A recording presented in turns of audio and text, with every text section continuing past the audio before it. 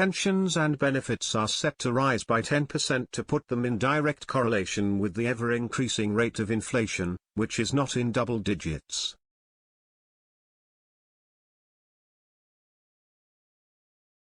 Despite this, the government has been informing workers across the nation to take a real-term pay cut.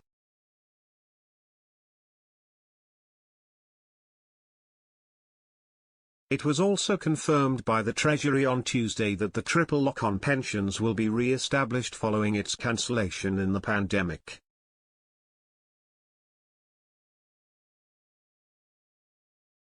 The move, which guarantees that every year the state pension increases by the highest of inflation, wage growth or 2.5%, will take the annual payout for retirees beyond £10,000 for the first time.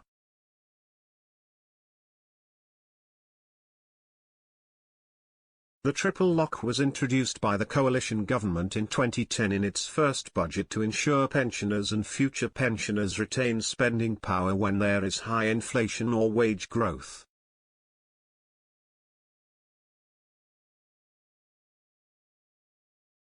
It was postponed during the pandemic after an exceptional rise in earnings which made it challenging to uphold the arrangement.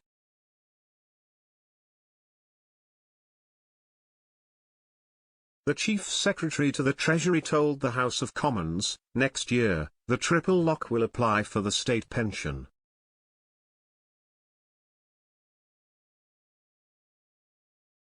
Subject to the Secretary of State's review, pensions and other benefits will be uprated by this September's Consumer Price Index, which, on current forecasts, is likely to be significantly higher than the forecast inflation rate for 2023-24.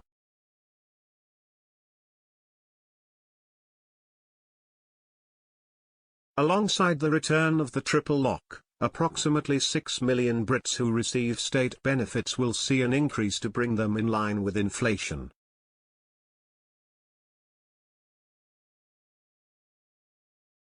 According to reports, both of these decisions will cost taxpayers up to £20 billion.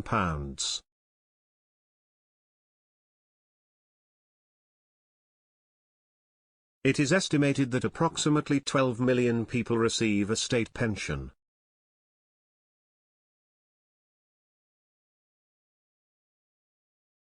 Universal credit goes to 6 million people and will increase by the inflation percentage in September, which has been projected to be at 10% by the Bank of England.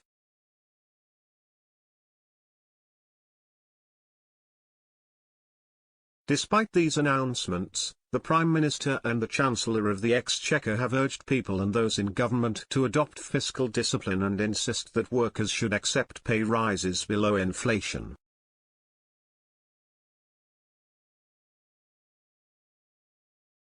An official read out a statement from Downing Street in Cabinet on Tuesday which said, the Prime Minister, Chancellor and Chief Secretary to the Treasury led a discussion on the importance of fiscal discipline.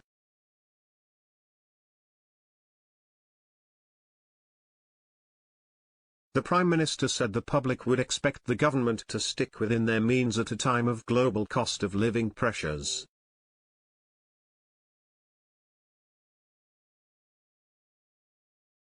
The statement added, the Chancellor emphasised that the government had responsibility to not take any action that would feed into inflationary pressures or reduce the government's ability to lower taxes in the future.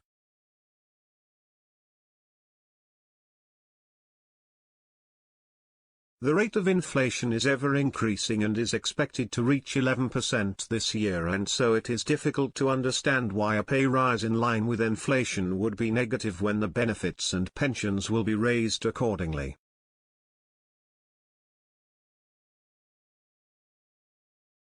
The announcement from the government about pay rises below inflation was made amid the RMT rail strikes.